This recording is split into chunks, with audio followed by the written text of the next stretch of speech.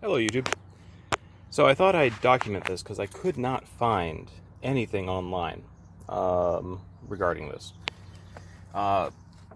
These brake cables in the Promasters. Mine is a year 2015 model 1500 high roof. It's a diesel.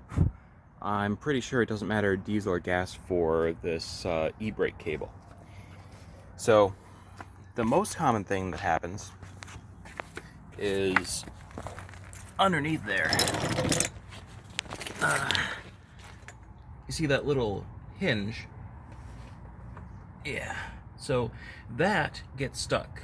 And that's happened to me too, but WD-40 and knocking it around a bit unstuck it. And the WD-40 got a lot of the rust to flow away. So that's the most common thing, is getting that unstuck. The pivot point will get rust in it and seize up or get too much friction. I also replaced the spring on it and that helped. But this, that cable that runs right to that little gland, I think you call it, up there. And then from there, from up there to focus to right there. Dealership wanted to charge me like $420. I could have gotten this for like $90 for the part, and it's looking like an extremely effing simple thing to do. So there's some attachment points. This will unscrew, and down below, like that's what hooks onto the pivot point. This will screw into this little open clamp that's kind of like that. And then this other side,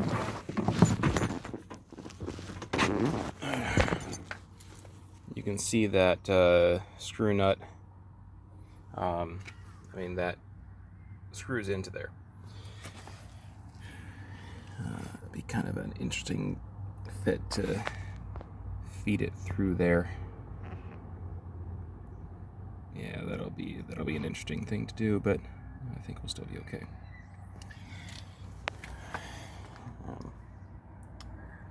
I should be able to feed this side up. Maybe use a fish rod if I have those handy. That's probably going to be the most annoying part, is getting it through the gland if there isn't an easy channel for it. But I don't anticipate it being excessively difficult. So it's just unscrewing that nut and taking off this clamp, this little retaining pin here. I don't have the proper tool for that, but I'm sure pliers can make it work. So that'll come off. That's probably going to be annoying. Yeah. I'll make it work. So that'll come off. Take that nut off. Slide this out to the side and feed the whole assembly down through there.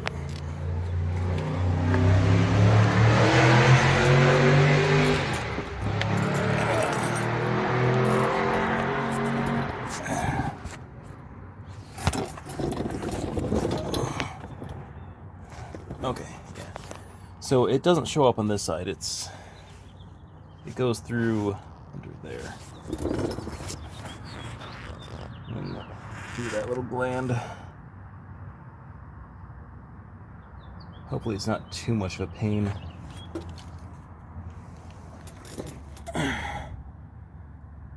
I'm probably going to shine a flashlight through there first and make sure I can see it.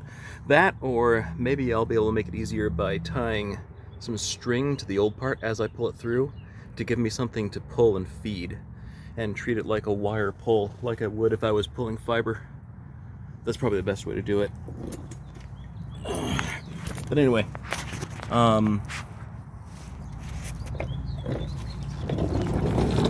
this has a little bolt there that comes off and the new one goes on. Same thing right there.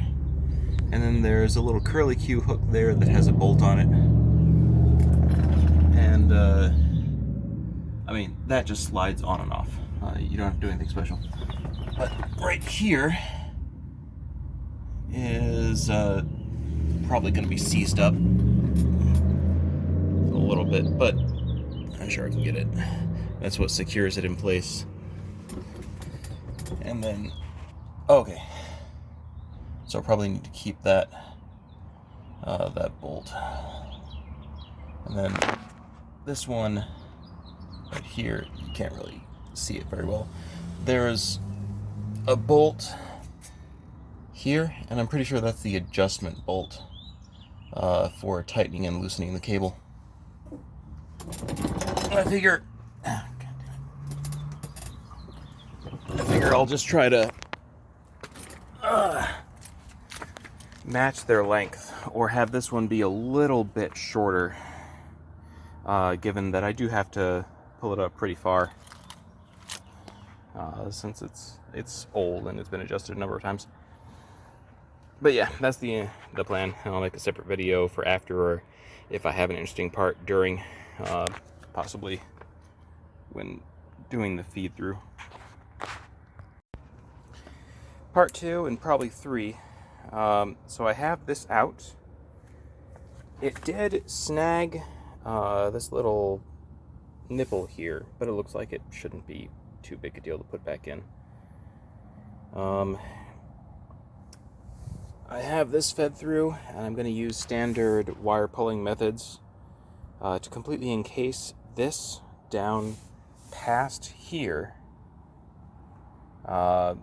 in tape to smooth out and like ramp over the parts that could catch, so I can finagle it in without this being a giant pain in the ass.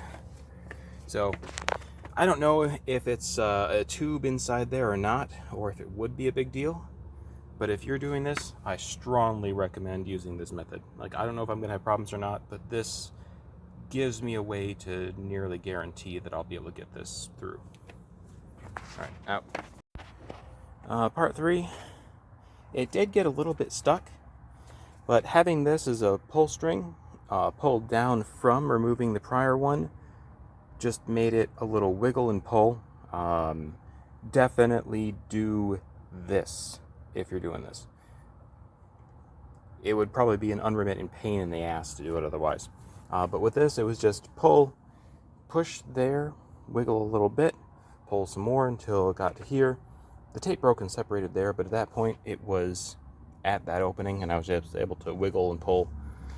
Possibly, given that that came through okay, if I were to do this again, I wouldn't have the tape down there, because I wouldn't have had to pull this much out, and I could just put this little nipple in there instead of having to pull it past. Pardon me. But yeah, that worked beautifully. It took me not long at all. Like, it took me 5 times as long to just tape it than it did to pull it. That's what you want to see. Alright, part 4, I think. This is a little bit troublesome, not all that much. It's very tight, so it needs to not be at any angle at all, and the little passageway pushes at an angle. So what I did is took my Nipex, and I just had this like here, and I was holding it by the jaw, and then took some needle nose, pulled it down there, and I pulled and wiggled like this while pulling this up hard, pretty hard. This is meant to take a lot of weight, so don't worry about it. And with that wiggling, it aligned the threads, or not threads, it aligned it straight, intermittently, and I was able to pull it through. So like now, yeah, now that'll go on. Okay, so I got done installing the brake cable about an hour ago. Altogether, just with a creeper, instead of having a lift or anything like that, it still wasn't too bad. I was out there for maybe an hour and a half. There are 2 things of note. The brake cable version I got is the newest iteration, ending in AF, Alpha Foxtrot, and it doesn't have heat shield material at the end that goes near the exhaust. So I'm probably going to have to get some heat shield material that's appropriate for that and add that. The other difference is that it appears that the new cable is ever so slightly longer by perhaps a ½ inch, maybe 3/4 inch in terms of the length of the internal steel cable. Probably something like ½ inch. It is enough to be noticeable when I pull the brake to maximum extension. It's not engaging the brake nearly as much as it used to. So it is adjustable. And I basically, at the end of the cable, there's like at the end of the cable that goes underneath the let's say this is the end that hooks on to the pivot point on the underneath middle side. You have a nut and a long nut. I should orient it like this then. Long nut is facing the tip, and then you have a short nut. You can unscrew the short nut, and then you can adjust by threading in or unthreading the long nut to give more slack or take up some. And I put it out pretty much as far as I could until it came off, and then threaded it back on as little as I felt comfortable doing and still being able to secure it, and then I tightened that nut back up. So that took up some of the slack. Even doing that, it's still longer than I'm comfortable with. So when I'm pulling the brake lever to maximum extension, I can feel that the brake isn't as tightly engaged as it normally would be. So what I'm thinking I'll do is I'll check the brake handle, the e-brake handle, and there's a place where the line secures to that. There might be another hole just further up for me to secure the cable to. I'm not sure. I'll have to go back out and check. If not, I can just drill one like a ½ inch up and use that to have some take up on the slack, and that'll work fine. It's possible there's supposed to be a different part that adjusts for that, either in the, I think it's the brake handle. I think one of the parts place I talked to said the brake handle was included and had to be changed out with it, so that might be it. So I may just have to drill a new hole for that and use that to take up the slack. But even without doing that, having adjusted it as far as I can, it does engage. It's parked right now. I tested it by engaging drive and just giving a little gentle gas to push against the brakes, and it stayed put. So it's good enough for now. And then I'll see about finding some slopes to park on, like gentle slopes, and see if that brake engages properly as it is, because I'm used to having to fight it, so maybe it's just my perception of it, because it was sticking like a lot, and this one moves back and forth perfectly because it's brand new, so maybe it's that, and maybe I'm just wrong.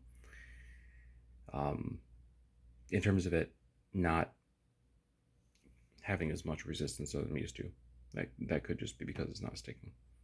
I did definitely have to adjust it to take up as much slack as possible, because when the pivot point, that right angle pivot point, was fully disengaged on brake, the I-loop hook was sticking out past the hook point, so it wasn't touching that middle when the brake was fully disengaged.